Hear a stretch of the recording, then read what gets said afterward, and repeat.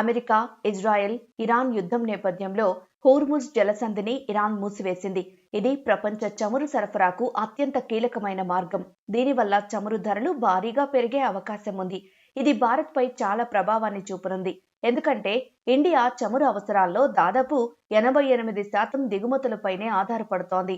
అందులో middle east దేశాల నుంచి దిగుమతి చేసుకునే దాదాపు 50% చమురు ఈ హోర్ముజ్ జలసంధి నుంచే ఇండియాకు వస్తుంది. ఇప్పుడు ఆ మార్గం మూసివేయడం వల్ల భారత్కు చమురు సరఫరాలు నిలిచిపోయాయి.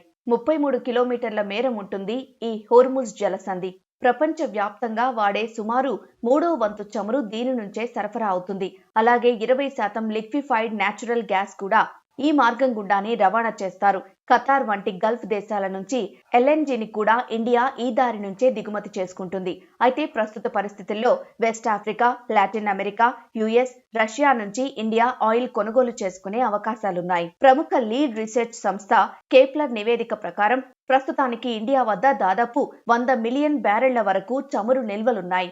అంటే దాదాపు 40 నుంచి 45 రోజుల వరకు భారత్లో చమురు కొరత రాకపోవచ్చు. దీని ప్రకారం ఇండియా అత్యవసర చర్యలు తీసుకుంటోంది.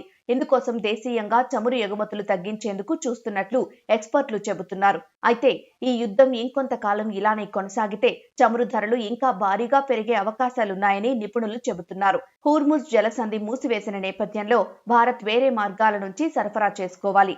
ఓడల రవాణా ఖర్చులు పెరిగిపోయాయి. దానివల్ల ఇండియాపై దిగుమతి ఖర్చుల భారం పెరగడమే కాకుండా ఆలస్యం కూడా అవుతుంది. అలాంటి సందర్భాల్లో ఇండియాలోని రిఫైనరీలు చమురు ఉత్పత్తిని తగ్గించాల్సి వస్తుంది.